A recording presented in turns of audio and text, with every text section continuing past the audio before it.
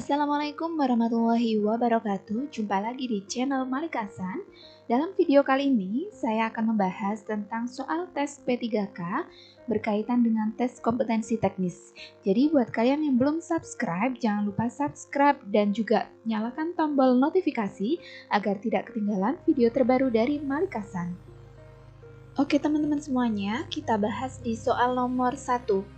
Penilaian yang dilakukan oleh seorang guru harus didasarkan pada prosedur dan kriteria yang jelas, tidak dipengaruhi oleh subjektivitas menilai.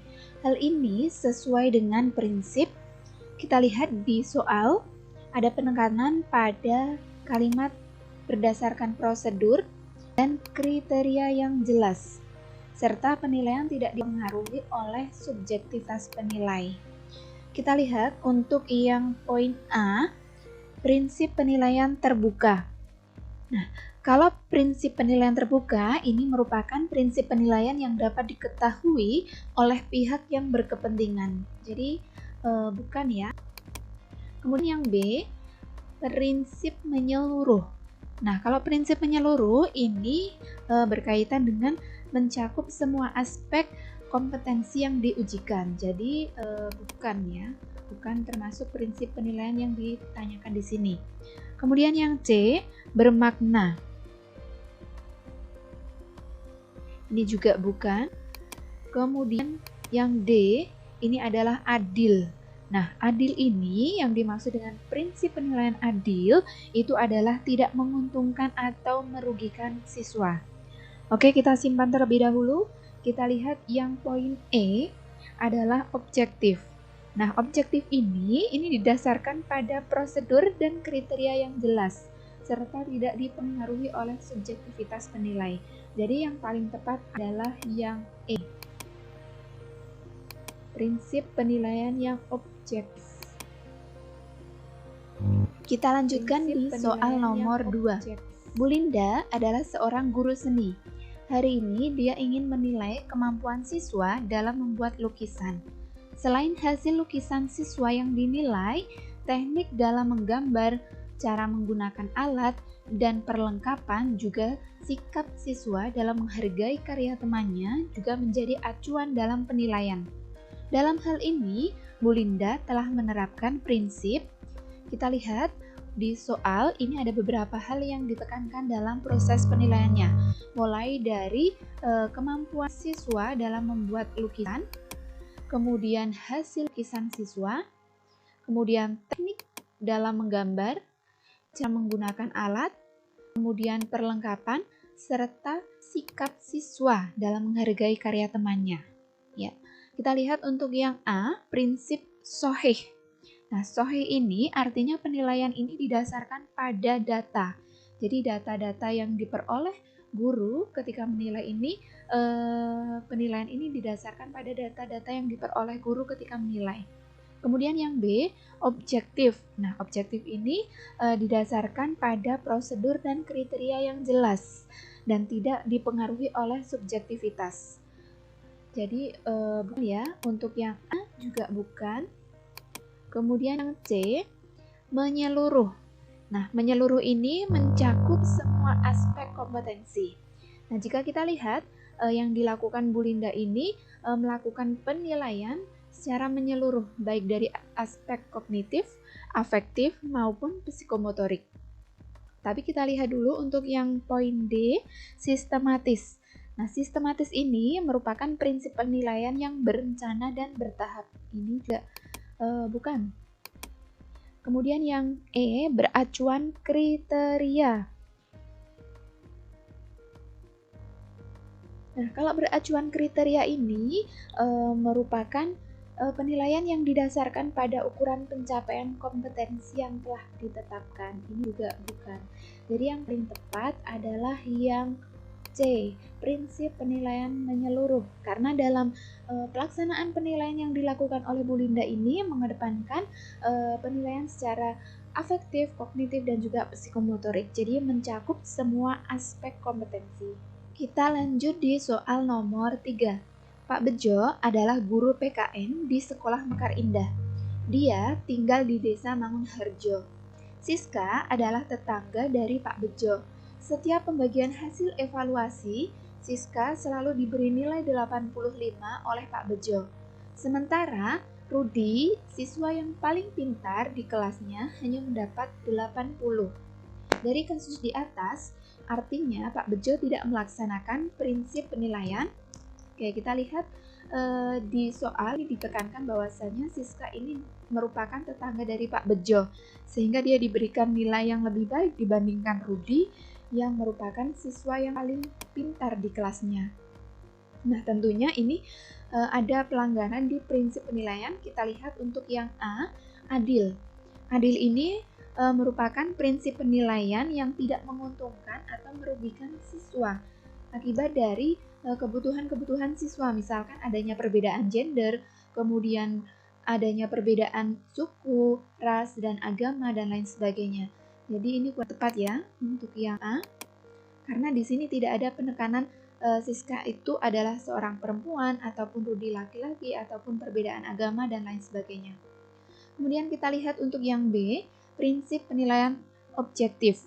Nah, kalau objektif, seperti yang sudah kita bahas di soal sebelumnya, ini merupakan prinsip penilaian yang didasarkan pada prosedur dan kriteria yang jelas, tidak dipengaruhi oleh subjektivitas. Nah, ini menurut aku tepat nih, karena di kasus tersebut, ini terdapat Pak Bejo ini subjektivitasnya sangat mempengaruhi untuk memberikan penilaian terhadap Siska dan juga Rudi.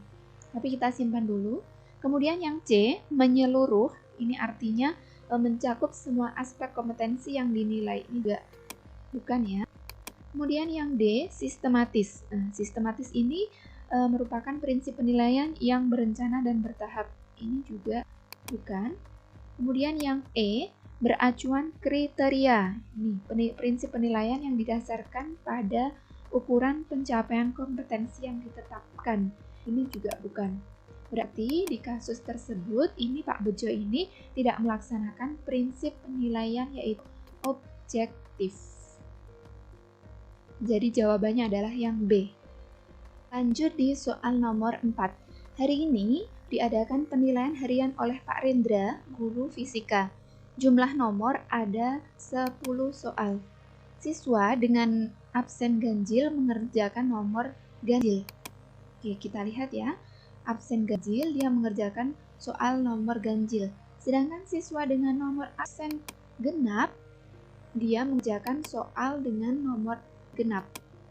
Yang dilakukan oleh Pak Rendra ini ternyata tidak sesuai dengan prinsip penilaian. Kita lihat untuk yang poin A, adil. Nah, kalau kita lihat di kasus Pak Rendra ini, ketika kita lihat dari pengertian prinsip penilaian adil, ini merupakan prinsip penilaian yang tidak menguntungkan dan juga tidak merugikan siswa, berdasarkan kebutuhan siswa tanpa membedakan ras, kemudian gender, kemudian agama, dan lain sebagainya. Nah, kalau kita lihat di kasusnya Pak Rendra ini, pembagian soal dengan nomor absen ganjil mendapat nomor ganjil dan juga nomor absen genap mendapatkan soal nomor genap, ini tidak adil karena kita tidak bisa mengetahui kemampuan siswa di berkaitan dengan soal yang diberikan. Jadi menurut aku yang paling tepat adalah yang A, melanggar prinsip penilaian adil. Kalau objektif jelas tidak, karena ini tidak dipengaruhi oleh subjektivitas dari Pak Rendra. Kemudian kalau menyeluruh juga kurang tepat karena tidak dijelaskan aspek apa saja yang dinilai. Kemudian kalau sistematis juga tidak.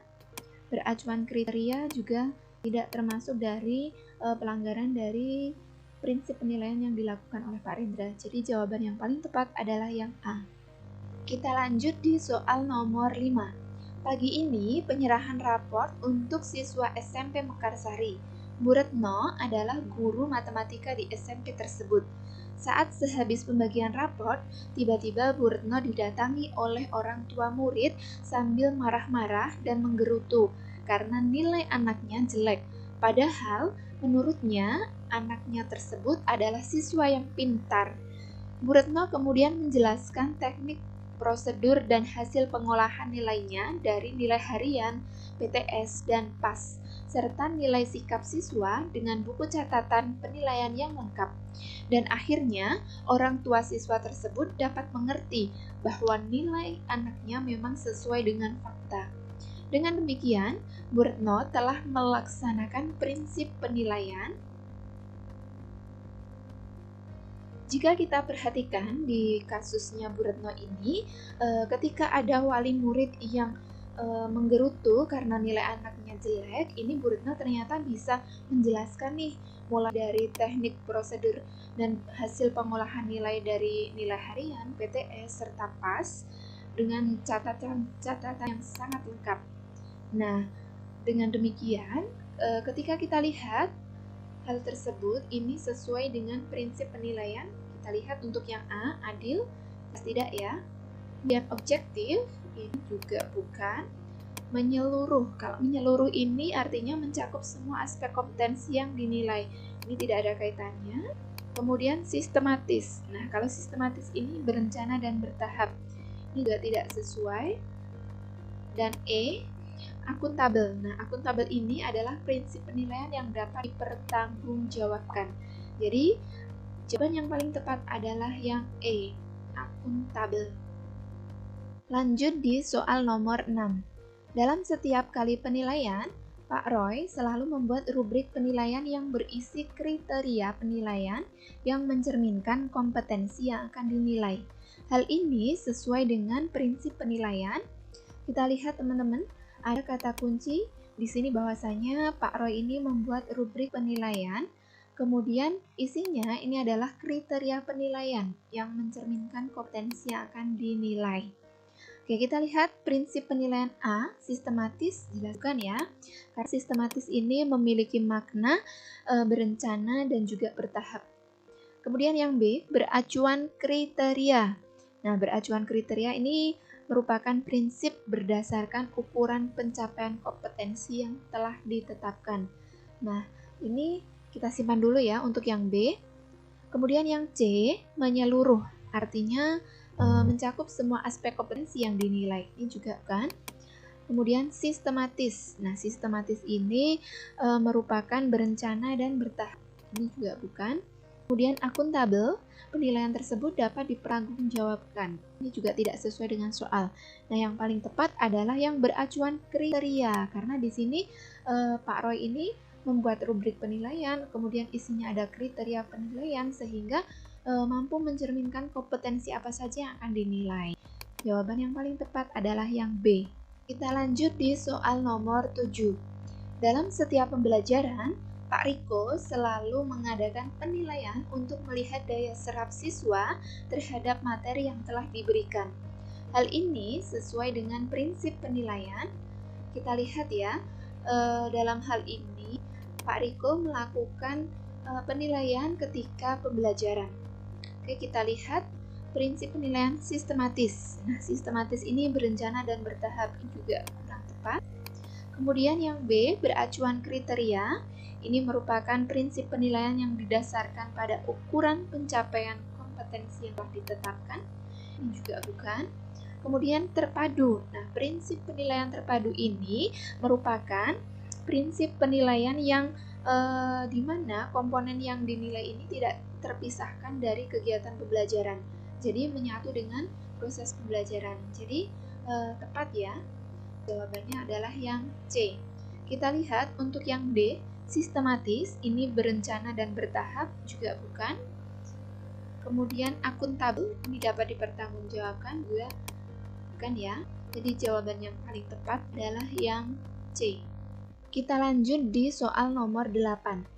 Pada awal semester, Pak Eka sebagai guru PAI selalu menjelaskan penilaian yang akan dilaksanakan selama 1 semester dan penentuan nilai akhir PAI yang menerapkan prinsip penilaian. Lanjut di soal nomor 8. Pada awal semester, Pak Eka sebagai guru PAI selalu menjelaskan penilaian yang akan dilaksanakan selama 1 semester dan penentuan nilai akhir PAI. Dalam hal ini, Pak Eka menerapkan prinsip penilaian. Kita lihat terlebih dahulu kata kunci di soal ini teman-teman semuanya. Jadi Pak Eka ini selalu di awal semester ini menjelaskan penilaian yang akan dilaksanakan dalam satu semester. Nah, ini kita lihat untuk yang A, sistematis. Nah, sistematis ini merupakan prinsip penilaian yang berencana dan bertahap. Bukan ya. Kemudian yang B, terbuka. Nah, terbuka ini artinya dapat diketahui oleh pihak-pihak yang berkepentingan. Dalam hal ini adalah siswa terutama. Ini kita simpan dulu. Kemudian yang C, terpadu. Terpadu ini artinya prinsip penilaian yang menerapkan komponen yang tidak terpisahkan. Jadi penilaian tersebut tidak terpisahkan antara kegiatan pembelajaran. Ini juga bukan. Kemudian sistematis, ini juga bukan ya, seperti yang A tadi. Kemudian yang E, akuntabel, dapat dipertanggungjawabkan. Ini juga bukan. Jadi yang paling tepat adalah yang B, terbuka. Karena di sini Pak Eka di awal semester ini selalu menjelaskan penilaian yang akan dilaksanakan dalam satu semester. Sehingga pihak-pihak yang berkepentingan, salah satunya siswa, ini bisa mengetahui penilaian apa saja yang akan dilakukan oleh Pak Eka selaku guru PAI. Kita lanjut di soal nomor 9. Dalam rangka menilai tingkat keberhasilan pembelajaran, maka perlu dilakukan penilaian dalam bentuk tes.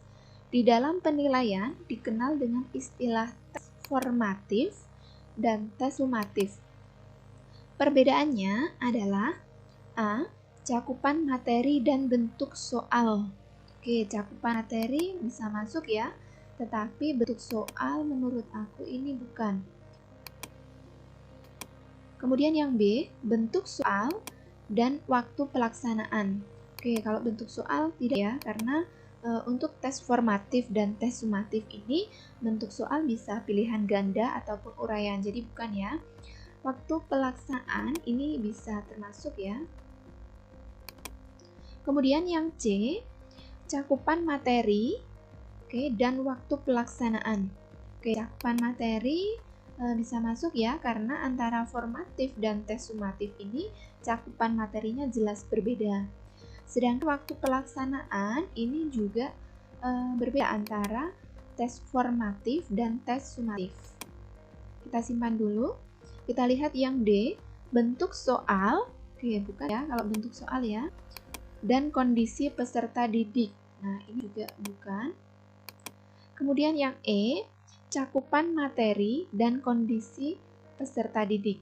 Nah, kalau cakupan materi ini bisa masuk, tetapi kondisi peserta didik ini kurang tepat.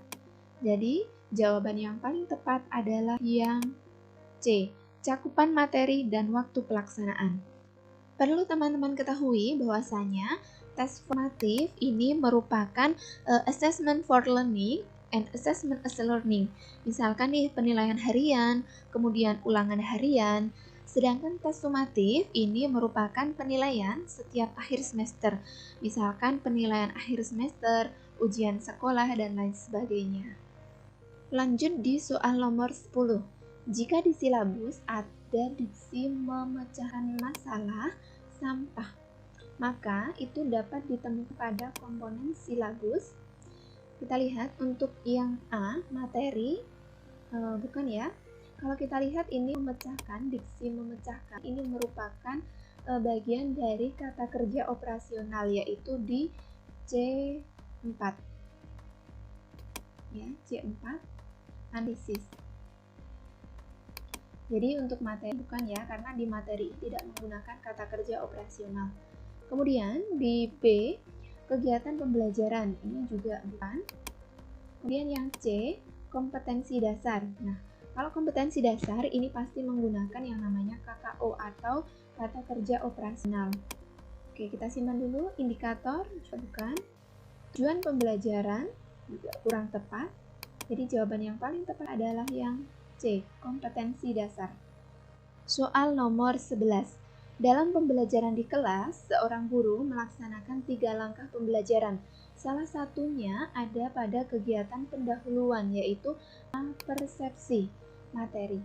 Tujuan apersepsi materi adalah, baik teman-teman, untuk apersepsi ini merupakan kegiatan yang dilakukan untuk mengaitkan mata pelajaran pada minggu-minggu lalu sesuai dengan materi-materi hari ini yang akan dibahas. Jadi untuk tujuan dari apersepsi, kita lihat untuk poin A, B, C, dan D. Yang paling tepat adalah yang A, mengaitkan materi pelajaran pada minggu-minggu sebelumnya sesuai dengan materi hari ini. Ini merupakan dari tujuan dari apersepsi materi.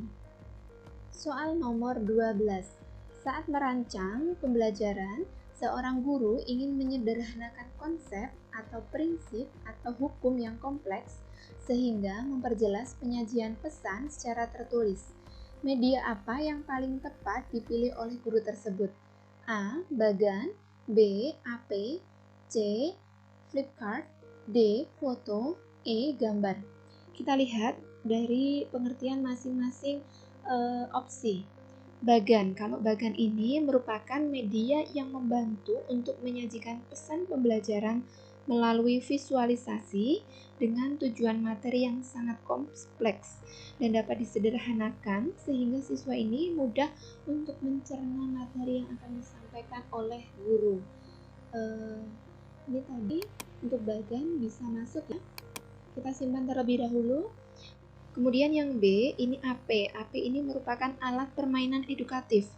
Jadi AP ini merupakan alat-alat permainan yang dirancang dan dibuat untuk menjadi sumber belajar agar mendapatkan pengalaman-pengalaman belajar. Jadi kurang tepat ya untuk AP ini. Kemudian yang Flipchart ini merupakan lembaran kertas yang berisi gambar, diagram huruf atau angka. Ini juga jelas bukan ya. Foto juga kurang tepat, gambar juga kurang tepat. Jadi paling tepat adalah yang opsi A, bagan. Soal nomor 13. Pada akhir pembelajaran, siswa diminta untuk mendemonstrasikan tugas belajar yang diberikan guru dengan tujuan agar siswa tersebut mengaplikasikan kemampuan keterampilan yang dimilikinya dan guru dapat menilai kompetensinya.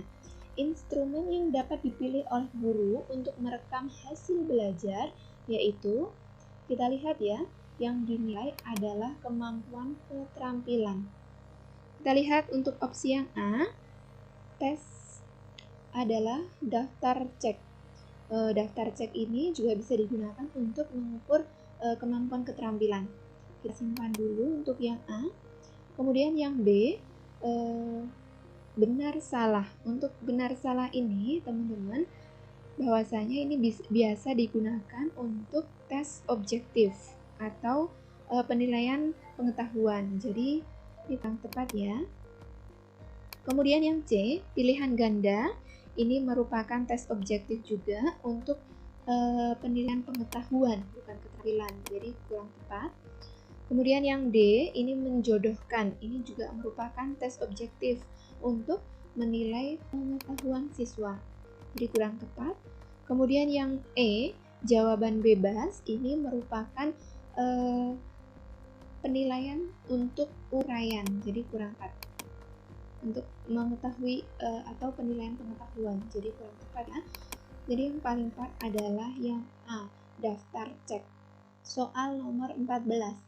Reinforcement dalam pembelajaran untuk memotivasi peserta didik yang sudah tuntas dan yang belum dilakukan dalam kegiatan pembelajaran disebut A. Refleksi, B. Remedial, C. Feedback, D. Penilaian, E. Pengayaan. Oke, jadi reinforcement ini merupakan bagian dari feedback. Jadi tidak hanya reinforcement saja, tetapi juga punishment. Jadi jawaban yang paling tepat adalah yang C. Lanjut di soal nomor 15. Kita langsung menuju ke soalnya. Langkah yang harus dilakukan oleh guru saat memilih materi pelajaran adalah, kita lihat untuk opsi A, mengidentifikasi aspek-aspek yang terdapat dalam kompetensi inti, kompetensi dasar, dan indikator. Ini merupakan bagian dari langkah menyusun atau memilih materi. Oke, kita simpan terlebih dahulu. Kemudian yang B, menganalisis potensi peserta didik, relevansi, dan karakteristik daerah dan struktur kurikulum. Ini kurang tepat ya, karena ini fokusnya adalah untuk memilih materi pelajaran. Kemudian yang C, menyesuaikan dengan tingkat perkembangan fisik, intelektual, emosional, sosial, dan spiritual peserta didik. Ini juga kurang tepat. Kemudian yang D, melihat kebermanfaatan bagi peserta didik, aktualitas, kedalaman, dan keluasan materi pelajaran. Ini juga kurang tepat. Kemudian yang E, relevansi dengan kebutuhan peserta didik dan tuntutan lingkungan. Ini juga kurang tepat. Yang paling tepat ini adalah mengidentifikasi aspek-aspek yang terdapat dalam kompetensi inti, kompetensi dasar, dan indikator, sehingga materi yang dipilih ini sesuai nih dengan ketentuan yang telah ditentukan. Oke, terima kasih telah menyaksikan soal dan pembahasan tes P3K yang saya sampaikan berkaitan dengan tes kompetensi teknis. Semoga bermanfaat. Wassalamualaikum warahmatullahi wabarakatuh.